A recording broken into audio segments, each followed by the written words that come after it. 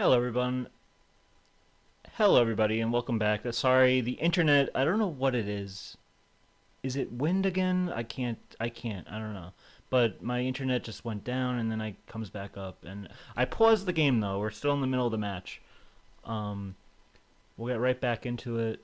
And we'll just jump right back in. Hopefully I can just get through this stream. Like it's been acting up these last couple of episodes. So, we'll see.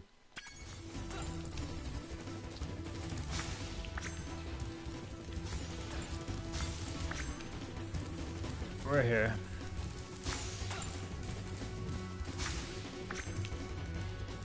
One more. One more. Hold on, I'll read that in a second. I can't see my camera. Damn it. Get this one. Dude, really not even half an hour into the stream. I know, my God. Take this orb. I guess you earned it. I don't know what it is. Like, because my internet, I double check, I triple check my internet before I start it up. I'm like, okay, today is not a windy day.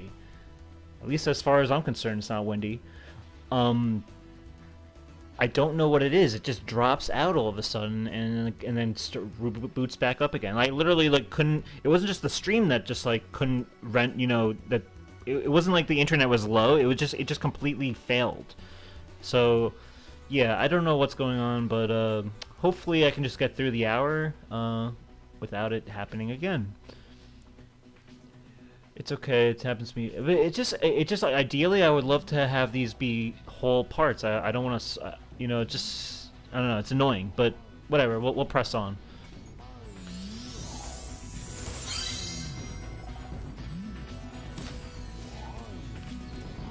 Anyway, the last thing I was gonna say is I platinumed Horizon Forbidden West finally. It took me 154 hours, a little longer than usual. I think I was having a lot of fun in the world. Really combing through it, like trying to like get through everything, but honestly it just ended up being one of the more easier platinums to platinum compared to the first game, I think, because it was a lot of less trophies that were like strict with like the collecting aspect, which is kind of a like I was prepared to just keep collecting stuff, but I guess whatever. And then there's still a lot to do. Like I still have to get the like there's like five more like chinks in the skill tree to still like fill out and whatever, but honestly I had a fun time with it. After 154 hours though, I'm kind of done. Dude, I'm thinking of getting the new Lego Star Wars game. I've never played any of those Lego games, but I know they get a lot of great praise, so yeah, I hope you enjoy it, if that's the case. But as for Horizon, yeah, I have a feeling there's going to be DLC down the line for it, where they're going to like increase the level cap and there's going to be more content and stuff. So I'll jump back into that game whenever that's the case, because I did have fun with it. Oh my God, why is this glide so hard to do?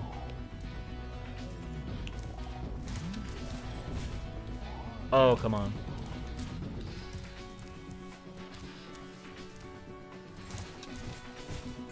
There we are.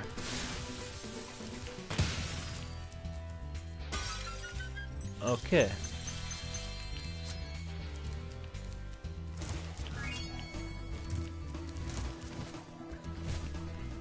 The only thing that's kind of weird with Horizon Forbidden West is there was a lot more hand-holding than I was expecting. Like, I know Elden Ring gets a lot of praise for, like, not really telling you what to do or how to do it, or there's no markers or whatever, but I'm surprised that, like, how much... Oh, did I get everything, by the way? 100%? Okay, cool. Magna Cone's done. Let's get out of here and move on to whatever the next level is. But yeah, it just feels like every time there's like a puzzle sequence or like, you know, any part where it's like, you know, something that would be cool to figure out how to proceed, like they have Aloy just tell you what to do. And I was just like, you know, at one point I really rolled my eyes. Like there was like a point where like you're trying to get through this like security door. I have Horizon Zero Dawn. There was one point where they were trying to like I had to punch in this code to get through his security door, and the code ended up being like the date, like the birthday of whoever set the code, one of those like Last of Us type codes, and basically like you read like a little like I guess like a little note or whatever that tells you like what the birthday is, and it says like say like I forget what the code is, but it's like say like October 5th or whatever, and then it's like okay, like as a player I can like try to, you know, that's part of the puzzle. I can be like, okay, this is probably the code, but they literally have it where they have Aloy say, oh, October, that means it's the number is 10 or whatever. I'm just like, give me a break, Aloy. You seriously need me to like, you're seriously explaining to me like what number month October, like I don't know. It was just like, I don't need that much hints, but still a fun game nonetheless. Where is this? Where is the ending to the? Oh, it's right here. Okay. Wait. Where is the ending? It's up there. Here we are. Alright, let's get out of here.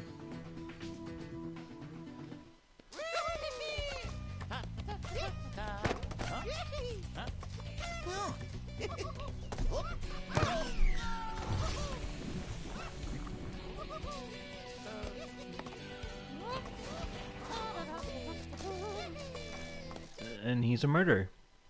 We've just left a homicidal party, or like we just bore witness to homicide, basically. So that's the joke.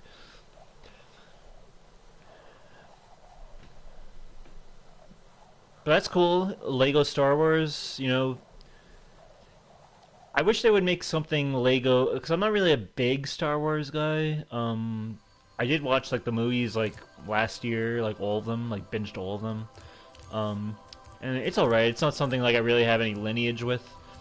But if they made like a Lego Seinfeld game, because I know they have a Lego Seinfeld set, I would play that game in a second. Yeah, I heard it's good. Let's go to Fracture Hills, I guess. But yeah, that's Horizon Zero Dawn. If you have that downloaded, it's honestly, I would give it a try. Freaking Seinfeld. I love Seinfeld, man. But yeah, they made a Seinfeld Lego set. Like within like the last year, I think, which is really random, but hey, I'll take it.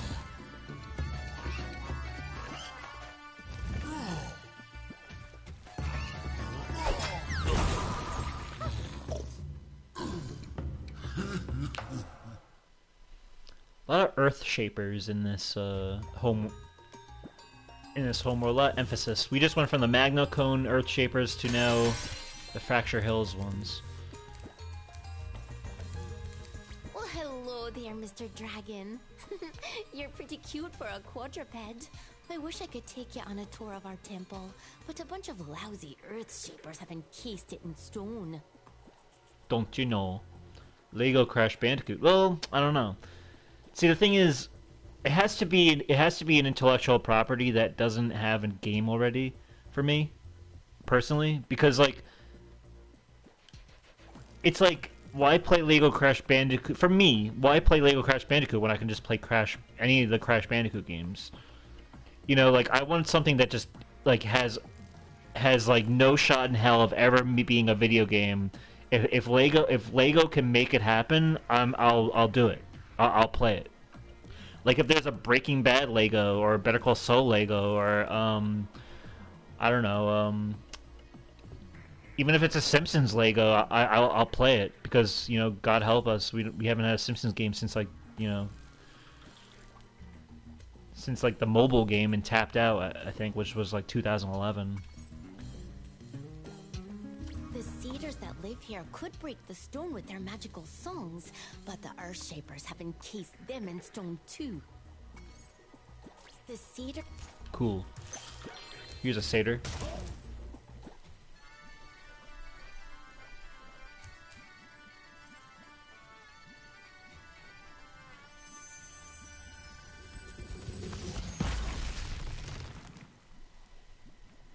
Thank you for releasing me.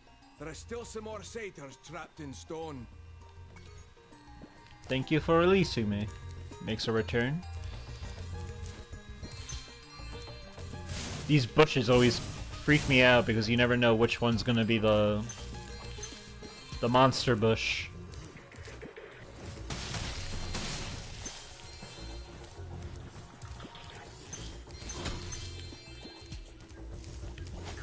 Oh. Ooh, that was close. I couldn't even recognize that was a tree. Oh, he got me.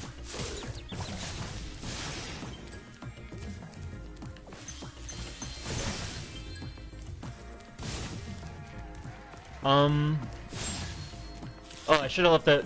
What I like is that the pigs that will actually dance if you let them live and let the satyrs play their song. Honestly, though, if there was a Lego Crash Bandicoot, maybe I would play it. Who am I to stop myself? I always liked Legos when I was a kid. I just never really played any of the video games back then. Which I know there's a lot.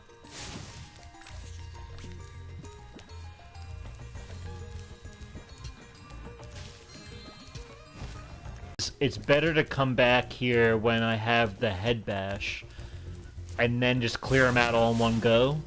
So I'm probably going to ignore the Earth Shaper because one of the challenges is you need that head bash.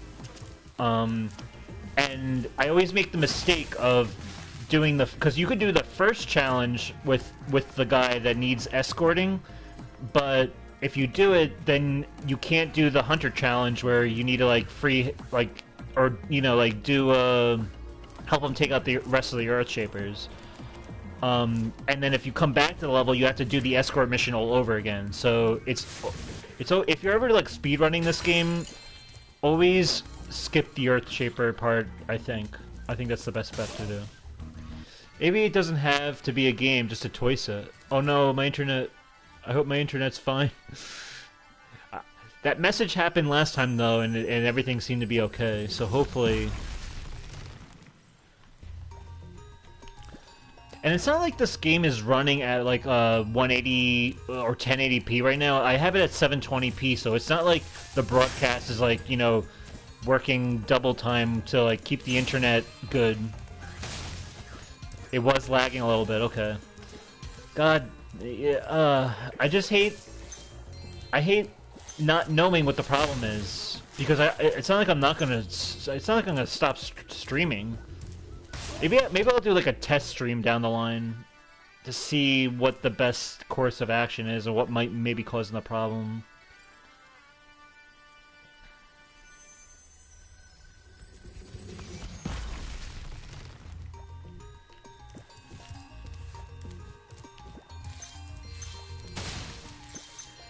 I do not want to split this into 3 parts though. That would not be ideal. If it's going to be split, at least make it 2 parts, right?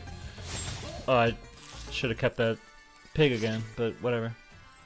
That was our last chance for that pig. But I guess we'll have to come back here anyway.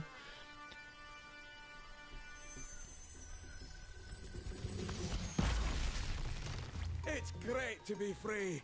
Now there's only one satyr left to rescue. Ah, one satyr left. Okay.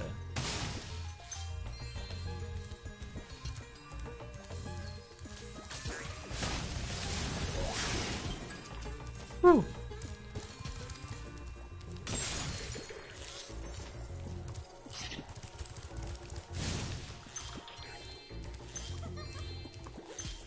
I could probably do this part though, right? Let's see. Oh, a dragon! Perhaps you can help. My friend is locked in this room and lost the key. Do you know how hard it is to find a locksmith at this time of night? Couldn't tell you. Break down the door. Can you please help? Maybe if you hit that door really hard.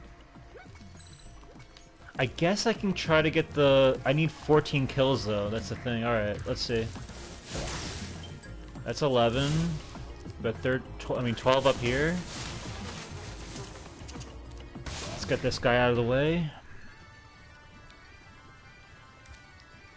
I suppose I should talk about my 2004 Game of the Year. Not as many games as last time, but still a good handful. Now that you have rescued all the satyrs in Fracture Hills, you ought to explore the temple. Okay. Music can calm the savage beast, and bagpipe music can break solid rock. Ain't it the truth? Alright, so maybe I'll kill one of these guys at least to... Damn it. Just to get that supercharge power up going. I guess I could kill the guys that are here at least, maybe.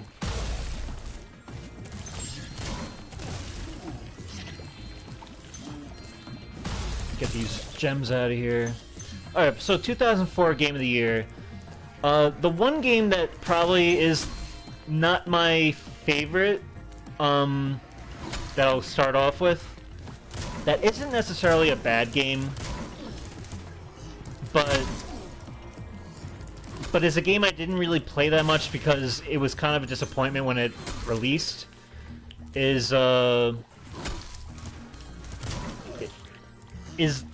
last of the James Bond games that I had, which was GoldenEye Rogue Agent, where you're not playing as James Bond, you're playing as kind of like, I guess, another agent that went rogue. And you're playing, and you just, in the campaign, you just come across like all like the movie villains like the iconic movie villains like Oddjob and Goldfinger and Dr. No and all those guys. And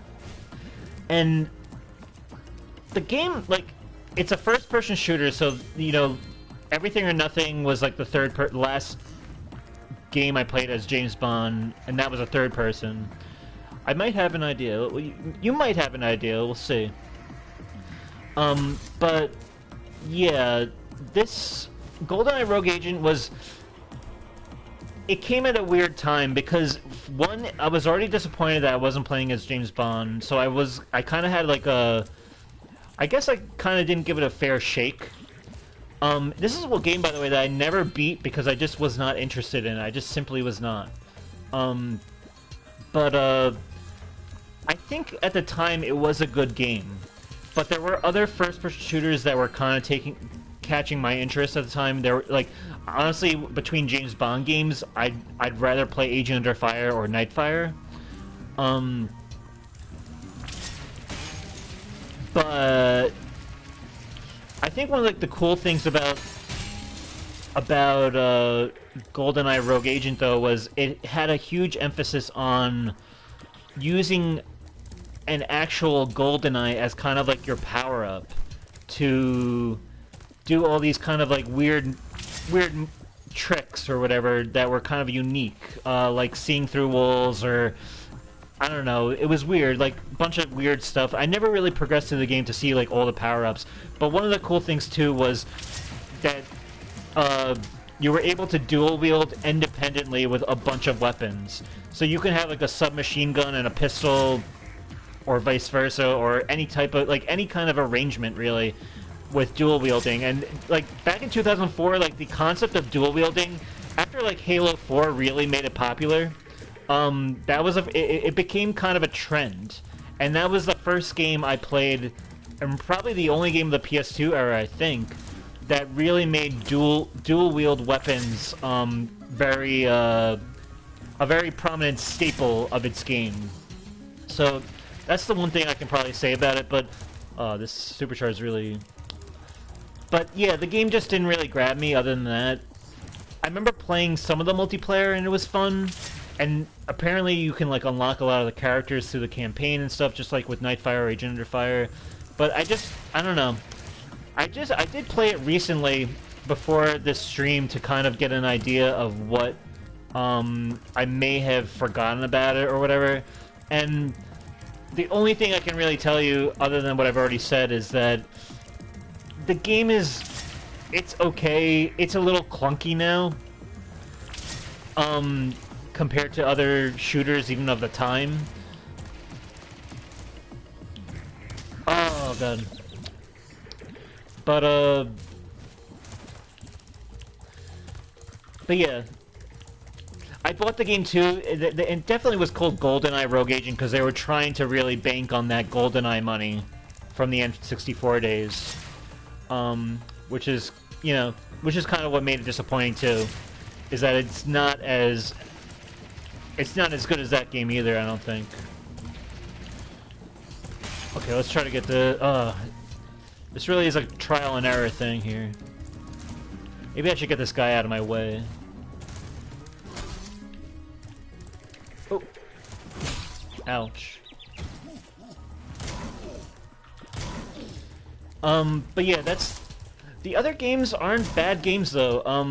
And this game isn't a bad game either. It just was like a mediocre to good game. The next game I guess I'll talk about. And I guess honestly, this is the two first-party games of this time where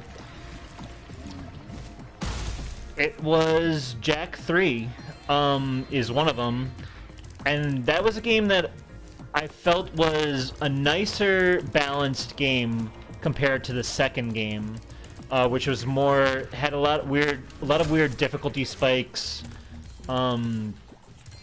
Whereas Jak 3, I felt like it was a lot more balanced. Didn't have any like crazy missions that made me want to pull my hair out or anything. Still challenging, but fun game. Yeah, Jak 3.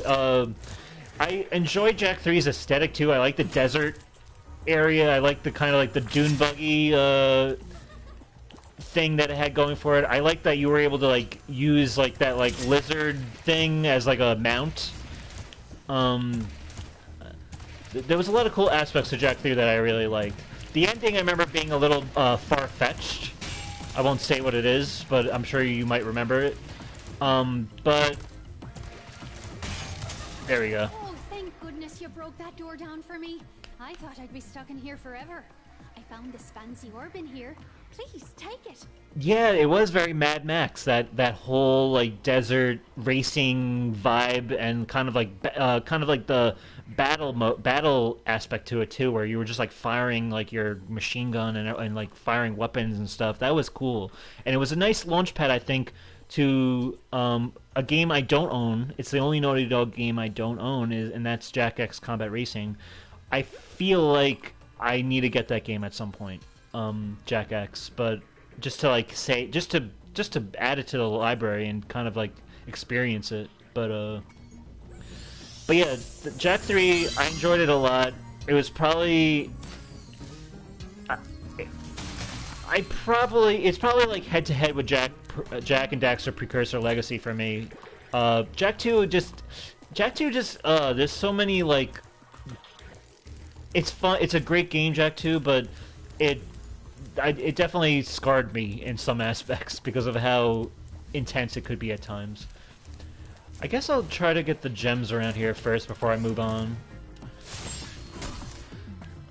Yeah, I don't want to deal with this guy yet. Let's see what's over here.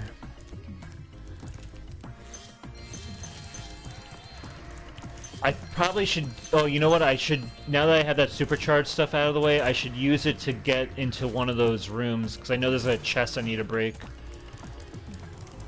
But yeah, so Jak 3 was a great game. The other game that I didn't play until literally like this year was when I got the Ratchet and Clank collection for PS4, right? PS4? No, PS3. And that game for 2004 was Ratchet and Clank 3: Up Your Arsenal.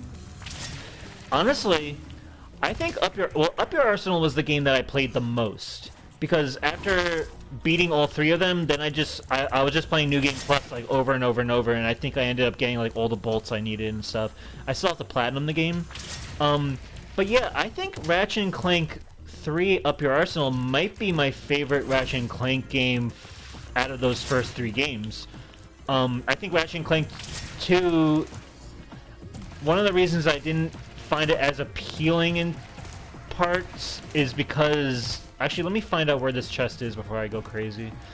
Is that it had a lot of emphasis on the racing in order to progress through the main story, which is something I wasn't much a fan of, whereas Jak 3 did not make you do that. It didn't... Like, anything that was kind of like a side thing would not be, like, necessary for the main story, which is what I liked.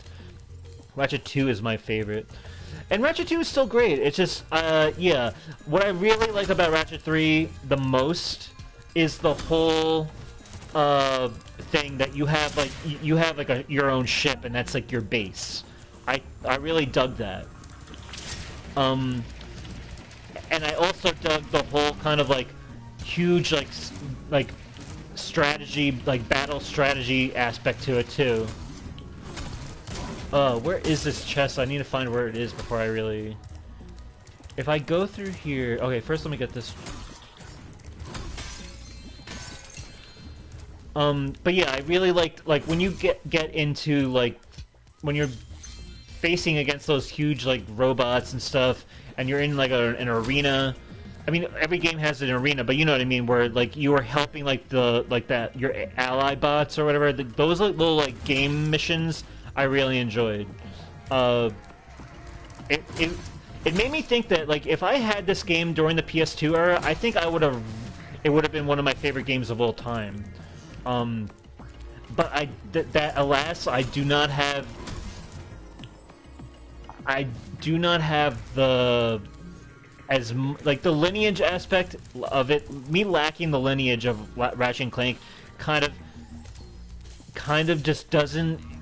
Just edges out the other games I really loved during the time compared to that game. So, as great as that game is, I need more time with it. I need more time away from it for it to really have an impact on my decision. But I don't think it's my game of the year, and neither is Jak 3. I think Ratchet and Clank 3 might be more enjoyable to me than Jak 3, though. And I can see why Ratchet and Clank became more of the success story for PlayStation than Jak did after playing those 3 games. Because it had edge, but it also had a very charming appeal to it, whereas Jak had a lot of edge. Probably more edge than, oh god, this is really a hard, I gotta find where this thing is. But yeah, Jak had more edge than charm, I think. It had charm, but it did not have... It really... it didn't appeal to me as much as Ratchet, I don't think. But yeah. There's those games, and then there's the last 2 games, which are really kind of like one is the clear winner for me, but one is the... I don't know, it's weird. Like tonally, one game is the champion, and I think it's gonna win out. Whereas the other game plays better, but tonally it does not hold up as well. After you finished your game of the year, you gotta pick favorite out of all of them. That's gonna be hard to do, but I'm up to the challenge, honestly. But yeah, okay. So let's get into the game that tonally is not my favorite between the 2, but oh my god, I feel like they screwed up these supercharged paths a little with the geometry, because I feel like I never have trouble getting through here. But let me think. Okay, so if I get through here, I think I have to turn left. Yeah, that's where I need to go. After I make it through here, I turn left and get into this area. Okay, so this game is part of the series that I've been praising along the way, and that is, this game is Tony Hawk's Underground 2. It's a great game gameplay-wise. It improves more, there's more to do. It's still, like, everything... It adds a classic mode where if you don't want to do the story mode anymore, and you were more of like a Tony Hawk guy with the classic mode where it's the 2 minute clock and you have to like collect like the skate letters or whatever, then you can do that. The online was great. The customization was improved. Everything was improved. The Creative Park, everything. The one thing that really kind of makes this game kind of like the beginning of the end, I think, for Tony Hawk, is it had a huge emphasis on like the jackass aspect of kind of like the punk era of like the 2000s. Oh, come on. It's like if I go too high, I hit the top. If I go too low, I hit the bottom. Let's see. But yeah, the story mode has more of an aspect on more of an emphasis on Bam Margera than it did with Tony Hawk. Basically, the story is that you're either on Team Tony or Team Bam, and really the story really just makes you on Team Tony.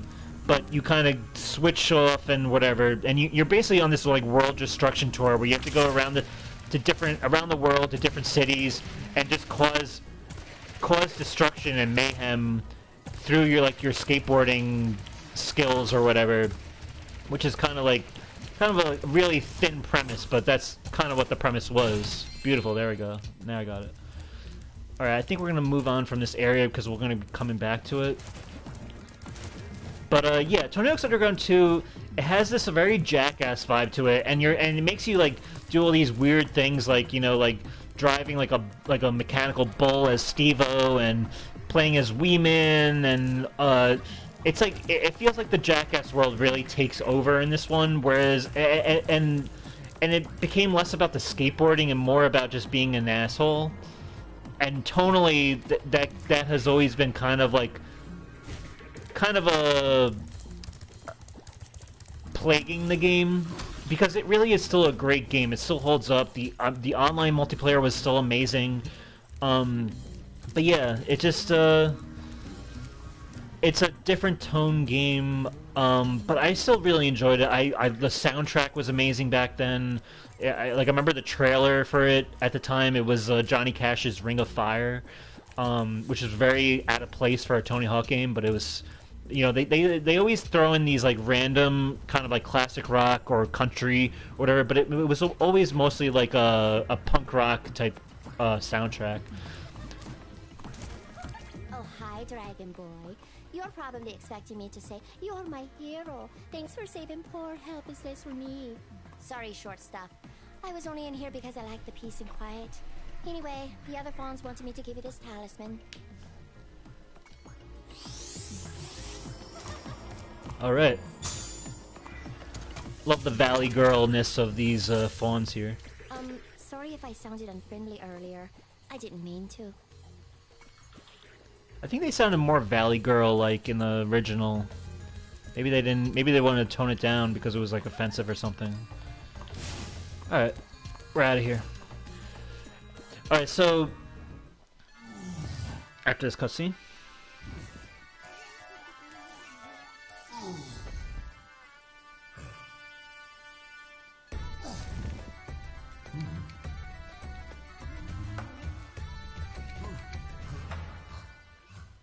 Nothing like bagpipe music to soothe the soul.